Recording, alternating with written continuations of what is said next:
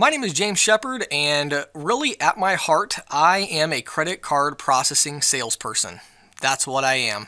I got into this industry about 7 or 8 years ago now, and I thought it was an incredible opportunity. I thought that then. I still think so right now. And so today, I'm very excited to talk to you about technology, but it's not really the technology that I'm that excited about.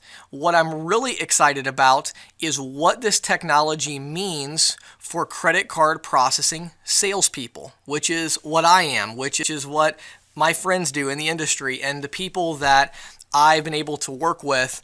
Credit card processing is my lifestyle. It's what I do, out in the local marketplace, all over the country, traveling, consulting, helping other processing companies build their teams, talking to recruiters, making training videos. This has been my life for the last 7 years.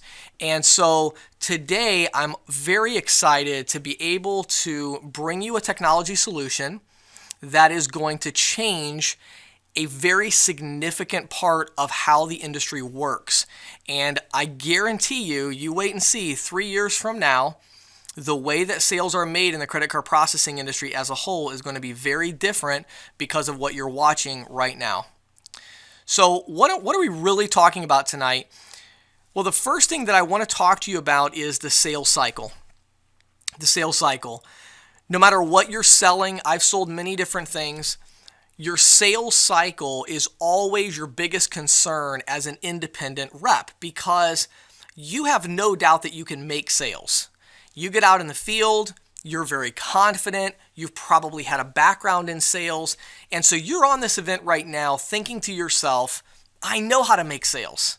I know I can get out there and sell, 10, 15 people a month credit card processing.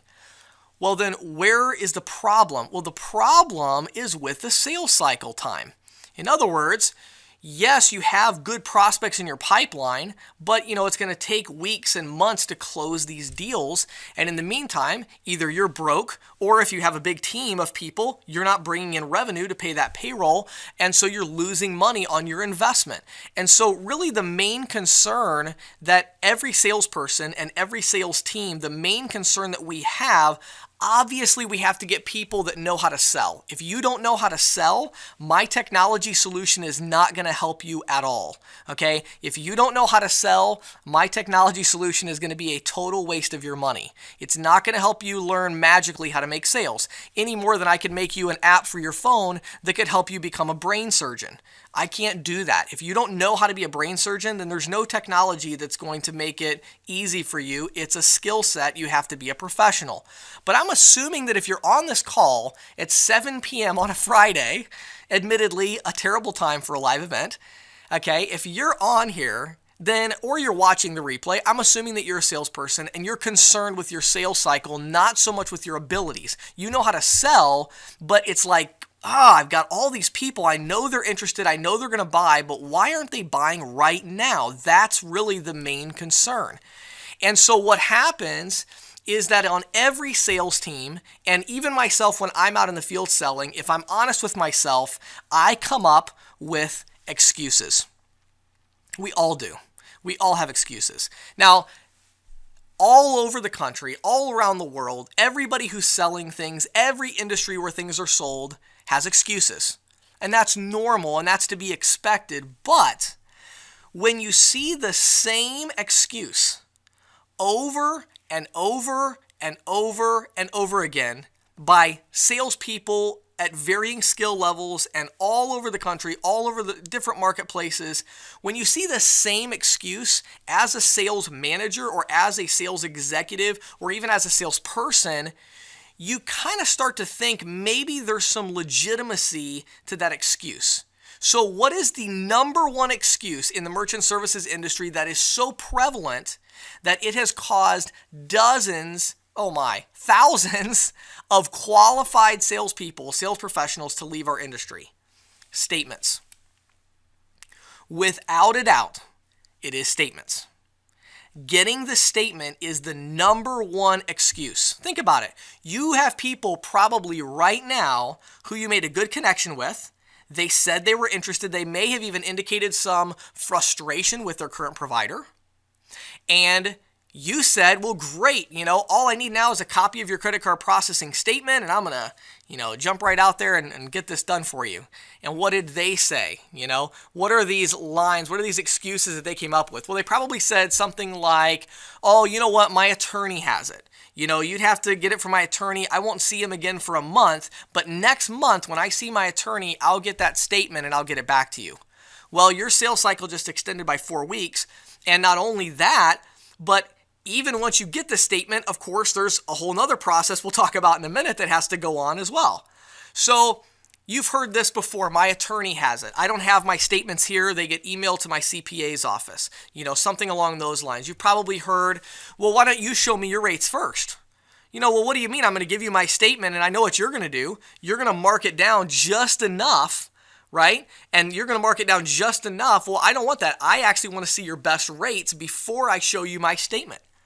Now, the interesting thing is, you would probably love to be able to do that. It's not that you're trying to hide. You're going to save them money. Most people are getting ripped off. It's not that you don't want to show them your rates. It's that you can't. You literally can't. Until you get the statement, you have no idea what your rates are going to be. And so when they say, well, you show me your rates first, you have to backpedal and look like you're kind of a sleazy salesperson that says, well, of course I want to do that, but, I need to see your statement because blah, blah, blah, blah. And the prospect immediately gets a negative impression about you. They decide that you're not honest and they are no longer interested. You just lost money. More and more and more, we're hearing this one, I use Square or PayPal. Right? Now, what's the problem with Square or PayPal? Well, first of all, they don't have statements that are sent out in paper form, which we'll talk about in a second. But more importantly, even if you went online and got the statements or looked at the reporting, it doesn't say anything because they're on flat rate pricing. And so it has nothing. It has no information, no interchange, no, mid-qualified, non-qualified, nothing. It just doesn't have anything. So what are you supposed to do with that? You just guess what the effective rate's going to be. And this is something that I've heard over and over and over again, salespeople asking me, hey, what am I supposed to do with people who use Square or PayPal? Okay. I get e-statements. We're hearing this one more and more, right? Oh, I don't even have a paper statement. I don't ever get them. I tell you what I'll do. I'm going to call my current company and tell them that you're here trying to sell me and see what they say. You're like, oh, great. I know how this is going to go. This isn't going to go very well, is it? No, it's going to go terrible. Why? It's not going to go well. Okay.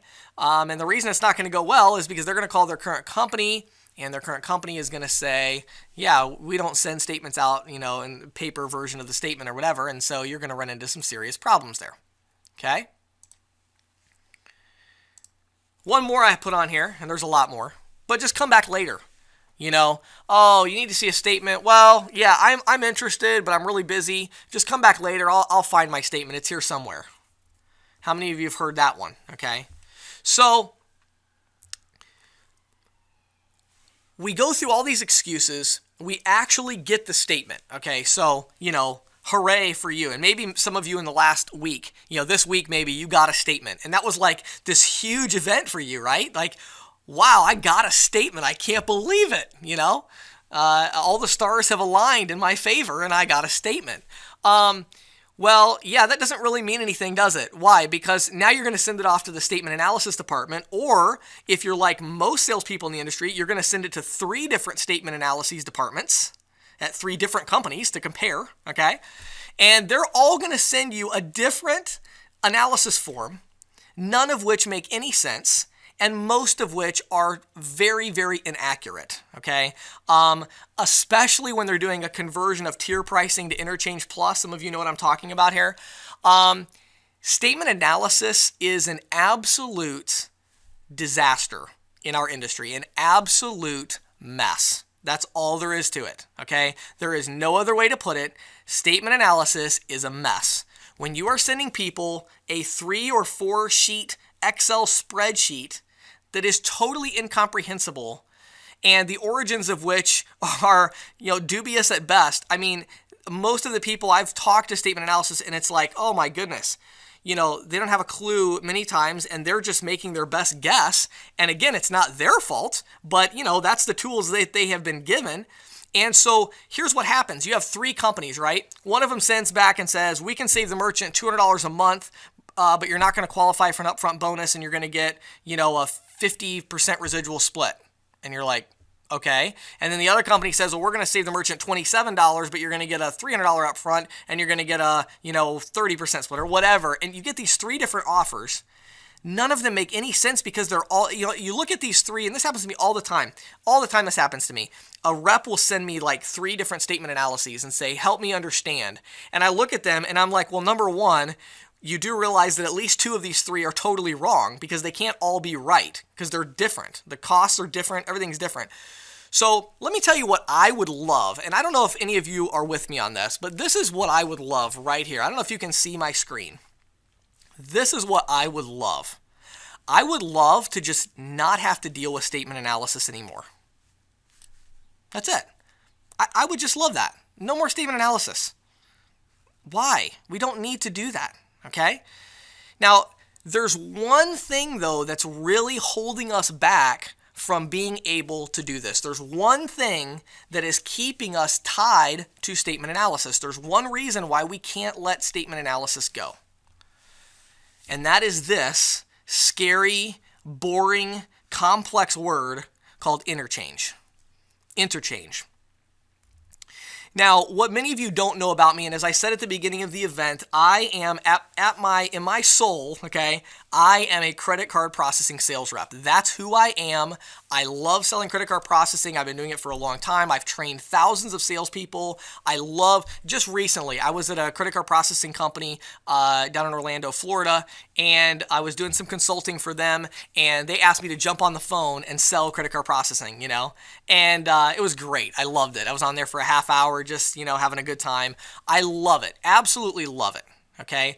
But what many of you don't know about me is that I have a different side that is a closet geek. Okay. I'm a geek. I have been obsessed with mathematics, computer programming, techie stuff for a long, long time. And so when I get into this industry, within about a year, I started to understand that interchange was really important. And everybody presented it as this kind of amorphous thing that nobody could understand, oh, my interchange. It's just this, everybody has it. It doesn't make any sense. There's all these different card types and they all have different rates and who knows how it all works. And about a year and a half ago, I started to realize that what I had heard about interchange simply wasn't true. There's a couple things about interchange that you've probably heard that are simply not true. Okay, number one, many of you have heard that interchange fees are simply fixed. In other words, interchange is interchange. If they're paying $200 a month in interchange with this company, then they're going to pay $200 a month in interchange with your company. I'm sure you've all heard that. That is totally 100% false. Totally 100% false. Okay? Interchange fees are based on a number of variables. And many of those variables can be changed in order to lower their interchange rates. Okay? You might get statements and see downgrades and all kinds of things on there. And so, interchange doesn't have to be the same. It's going to vary from statement to statement and from, merchant to merchant and even from month to month. There can be different interchange. The second thing you've heard that is what I really want to focus on, and then I'm going to get off of this boring thing and on to actually showing you a demo of the technology solution that fixes this problem. The other thing you've heard, and I'm not going to bore you with the details, I promise, okay? But you've heard that some form of the fact that interchange fees, like who could possibly figure out interchange fees? Well, interchange fees are figured out mathematically, okay?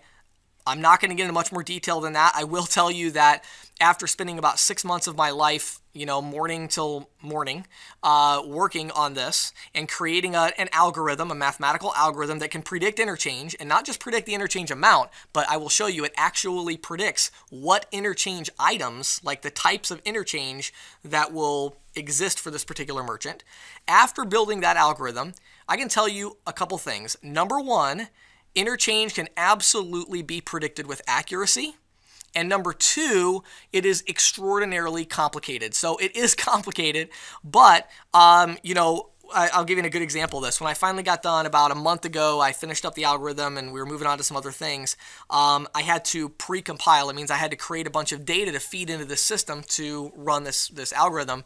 And every time I ran the full algorithm on a merchant on my computer, that's a pretty good computer, it took about 30 minutes to run this algorithm. And then I was able to pre-compile it, and now it goes really fast. And so it's very complicated, but it is mathematical. And it's one of those things that computers are a lot better at than people.